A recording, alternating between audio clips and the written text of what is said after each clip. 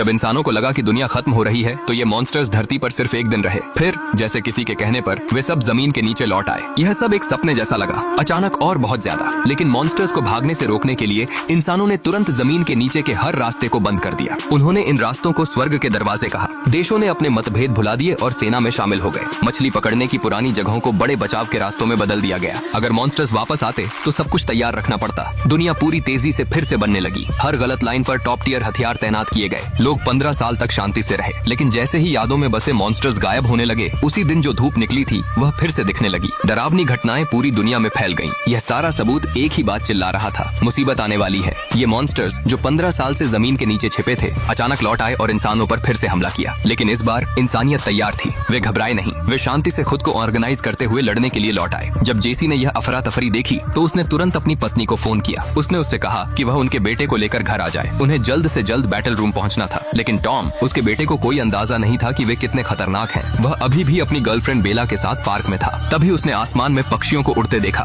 Tom का चेहरा उतर गया। बिना कुछ कहे उसने बेला को पकड़ा और घर चला गया। सड़कों पर दहशत फैल गई। लोग बिना सिर वाले पक्षियों की तरह भागे। सड़कें कुछ ही सेकंड में जम गईं। किस्मत से टॉम और बेला ठीक समय पर घर पहुंच गए। उन्होंने पहले ही बैटल रूम में जगह खरीद ली थी। परिवार तुरंत निकल पड़ा। सूरज ने अभी तक उसे पूरी तरह से ढका नहीं था, लेकिन मॉन्स्टर पहले ही जमीन पर आ चुका था। जब जेसी और उसका परिवार आखिरकार बैटल रूम पहुंचा तो वह पहले से ही लोगों से घिरा हुआ था। पुलिस ने घोषणा की कि केवल महिलाएं और बच्चे ही अंदर जा सकते हैं। भीड़ गुस्से में थी। लोग चर्चा कर रहे थे कि बैटल रूम का लोहे का दरवाजा बंद था। अनगिनत जंजीरें उसे खोल सकती थीं। लड़ने वाले संगठन के पास छिपने के लिए दूसरी जगह खोजने के अलावा कोई चारा नहीं था। उस समय मॉन्स्टर बड़ी संख्या में बाहर निकल रहा था। बिल्ली जैसे जीव बाहर निकल रहे थे। वे पूरे शहर में फैल गए, आसमान को ढकते हुए। एक पल में जेसी ने दर्जनों लोगों को अपने साथ ले लिया। जेसी अपने परिवार को एक सेफ हाउस में ले गया। यह एक ऐसा घर था जिसे उसके चाचा ने ध्यान से बनाया था। जब सबको लगा कि वे सेफ हैं, तो अंदर कोई जवाब नहीं था। उनके पीछे मॉन्स्टर करीब आ रहा था।